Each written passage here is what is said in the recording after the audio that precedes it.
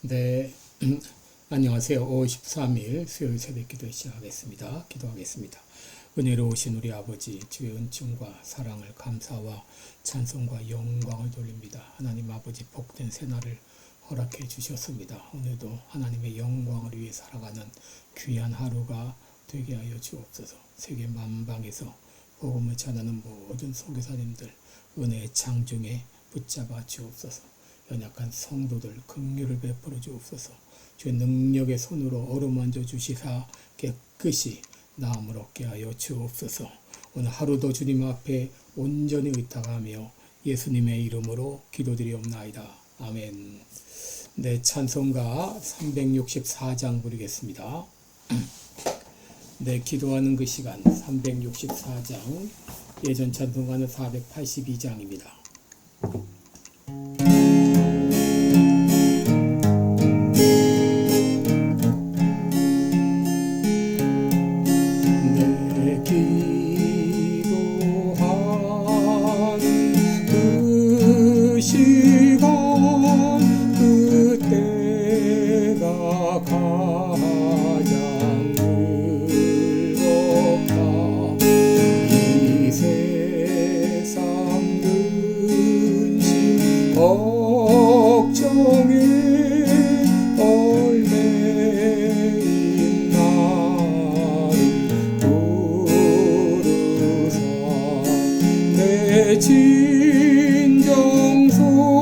진정소원 주 앞에 낱낱이 바로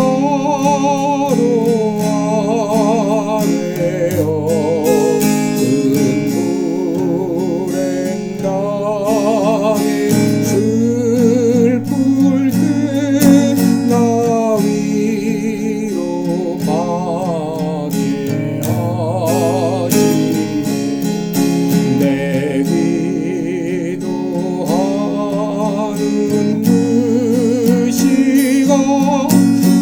내게는 가장 귀하다. 저왕야 같은 세상을 끝없이 방황하면서 위태한 길을 떠나갈 때 주께서 나를 이끌어 주 보좌 앞에 나가 그 은혜 받게 하시네. 내 기도하는 그 시간 그때가 가장 즐겁다. 이때껏 지은 큰 죄로 내 마음 심히 아파도 참 마음으로 뉘우쳐 다 숨김없이 아뢰면 그 나를 위해 복 주사 새 은혜 부어 주시네. 내 기도하는 그 시간 그때가 가장 즐겁다. 주 세상에서 일찍이 저 요란한 것 피하여 빈들에서 나산에서 온 마음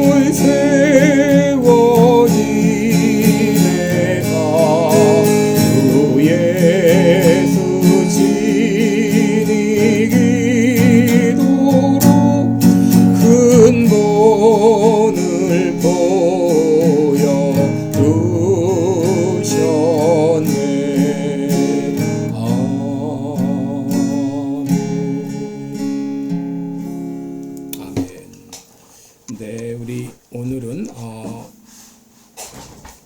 사사기 13장 1절로 7절까지 봉독하겠습니다. 사사기 13장 1절로 7절입니다. 제가 봉독해 드립니다. 이스라엘 자손이 다시 여호와의 목전에 악을 행하였으므로 여호와께서 그들을 40년 동안 블레셋 사람의 손에 붙이시니라. 소라 땅에 단지파의 가족 중 마누아라 이름하는 자가 있더라. 그 아내가 잉태하지 못함으로 생산치 못하더니 여호와의 사자가 그 여인에게 나타나시고 그에게 이르시되 보라 내가 본래 잉태하지 못함으로 생산치 못하였으나 이제 잉태하여 아들을 낳으리니 그러므로 너는 삼가서 포도주와 독주를 마시지 말지며 무릇 부정한 것을 먹지 말지니라. 보라 내가 잉태하여 아들을 낳으리니 그 머리에 삭돌이 되지 말라. 이는 이 아이는 태에서 나옴으로부터 하나님께 바치운 나시린 이름이라. 그가 블레 사람의 손에서 이스라엘을 구원하기 시작하리라. 이에 그 여인이 가서 그 남편에게 고하여 가로되 하나님의 사람이 내게 임하였는데 그 용모가 하나님의 사자의 용모 같아서 심히 두려움으로 어디서부터 온 것을 내가 묻지 못하였고 그도 자기 이름은 내게 이르지 아니하였으며 그가 내게 이르기를 보라 내가 잉태하여 아들을 낳으리니 포도주와 독주를 마시지 말지며 무릇 부정한 것을 먹지 말라. 이 아이는 태에서 나옴으로부터 죽을 날까지 하나님께 바치운 나시린이 됨이라 하더이다. 아멘. 네, 우리 오늘은 본문에 가지고 하나님은 우리의 기도를 외면하지 않으신다 이런 제목으로 함께 말씀을 나누겠습니다. 여러분 사사기에는 여러 사사들이 나오는데 그 사사 가운데서 가장 잘 알려진 사사가 바로 드보라, 기드온 그리고 삼손이죠. 바로 우리가 읽은 오늘 본문 그 사사기 13장부터 16장까지 무려 4장에 걸쳐서 거의 5분의 1이 되겠죠. 이 4장에 걸쳐서 이 삼손의 이야기가 기록이 되어 있습니다. 여러분 1절을 보면 이 삼손이 태어날 당시 이스라엘의 이 상황을 잘 보여주고 있는데 이스라엘 자손이 다시 여호와의 목전에 악을 행하였으므로 여호와께서 그들을 40년 동안 블레셋 사람의 손에 붙이시니라 라고 했습니다. 여러분 사사 압돈이 죽자 이스라엘은 다시 악에 빠졌고 하나님께서는 결국 그들을 블레셋 사람의 손에 붙여서 40년간 핍박을 받게 하셨습니다. 여러분 이런 혼란에 빠질 것은 이 악으로 빠질 것은 이미 예견된 일이었죠. 왜냐하면 이방인들과의 결혼을 통해서 우상 숭배가 급속도로 확산되었기 때문이죠. 이스라엘은 결국 이런 악의 소용돌이에서 벗어나지 못하고 하나님께서는 그들을 블레셋 사람의 손에 붙여서 징계하신 것입니다. 무려 40년 동안 이스라엘이 블레셋의 압제를 받게 하셨습니다. 그런데 여러분 이 기간 동안 하나님은 다음 세대 이스라엘을 이끌고 갈 인물을 준비하셨습니다. 여러분 단지파 이 소라라고 하는 땅에 마노아라는 사람이 있었습니다. 이 마노아의 이름은 평안 혹은 안식을 의미하는데 사실 그가 살았던 그 시대는 참으로 격동기였습니다. 블레셋의 지배를 받는 핍박을 받는 격동기였죠. 더구나 이 마노아에게는 가정적으로도 어려운 문제가 있었는데 그것은 바로 뭐냐? 바로 그들에게 자식이 없다고 하는 것이었습니다. 2절에 보면은 그 아내가 잉태하지 못함으로 생산치 못하더니 그랬습니다. 여러분 당시 자식이 없다고 하는 것은 대를 잇지 못할 뿐 아니라 당시 이 불임, 당시 상황에서 불임은 하나님의 이 저주라고 생각이 되었고 자신도 참 수치심을 가지고 살아갈 수밖에 없는 그런 일이었습니다. 이 마노아의 가정에는 이 문제가 가장 안타까운 문제였고 그들은 아마도 오랫동안 이 문제를 놓고 기도해 왔을 것입니다. 그런데 어느 날 여호와의 사자가 마노아의 마노아의 부인에게 나타나셨습니다. 여러분 여기 여호와의 사자가 누구인가? 단순한 천사인가? 아니면 하나님의 신현인가? 하여튼 하나님께서 그 사자를 보내셔서 하나님의 뜻을 전달하게 하셨다, 이렇게 볼 수 있겠죠. 근데 이 여호와의 사자가 무슨 말씀을 하셨는가? 3절에 보시면 보라, 내가 본래 잉태하지 못함으로 생산치 못하였으나 이제 잉태하여 아들을 낳을 것이다. 지금 내가 이제까지 잉태하지 못해서 자녀를 생산하지 못하고 있는 것, 이것은 사실이다. 그런데 이제 너는 잉태하여 아들을 낳을 것이다. 하나님께서는 그녀의 기도를 들으시고 아들을 주시겠다고 말씀하신 것입니다. 여러분 이 응답, 이 말씀을 들었을 때 이 마노아의 부인이 얼마나 기뻐했을 거예요. 이게 정말 꿈인가 생시인가 했을 것이죠. 그런데 여호와의 사자는 그녀에게, 마노아의 부인에게 즉각 이어서 두 가지를 말씀하십니다. 첫째는 바로 마노아의 부인에게 하는 말씀인데요. 너는 이 포도주나 독주를 마시지 말며 부정한 것을 먹지 말라 그랬어요. 4절에 보면 너는 삼가서 포도주와 독주를 마시지 말고 무릇 부정한 것을 먹지 말라. 여러분 이 독주라고 하는 것은 포도로 만들지 않은 취하게 하는 그런 술을 말하죠. 너는 이제 아이를 낳을 어머니인데 너부터 경건해야 된다라고 말한 것이죠.